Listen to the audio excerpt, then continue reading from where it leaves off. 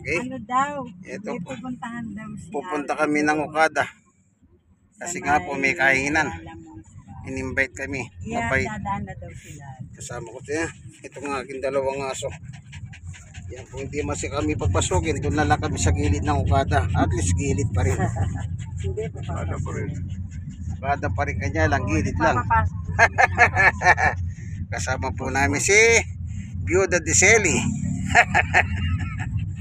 Byuda Diseli ni Alex. Kami birthday po ni Alex. Kasama ko po itong dalawang makukulit na aso. Ayan.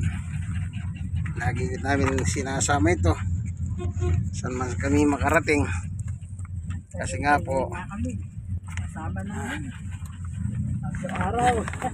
Ayan, pumupunta sa harapan. Hindi pwede, dito ka lang. Makulit ka ha. Sumusunod siya. Dapat pala siya, pinaupo ko dito. Kaya lang. Pero si Kuya Kapsado naman. Madali dito na. Dahil na sa sasakyan. Ayan, papunta po. Nakataksi po kami ngayon. Hindi nga. Papunta kami ng Papuntang birthday. mountain po yan. Makikipag-birthday po kami kay Ate LB. Tatawid tayo pakaliwa. Birthday ni Ate LB. Na-invite po kami sa may Okada. Ayan, kasama natin si Sister Baby. Ayun siya. Okay. Kasi ano pa siya eh. Kabago-bago eh. Wala pa eh. Next month pa yan ka.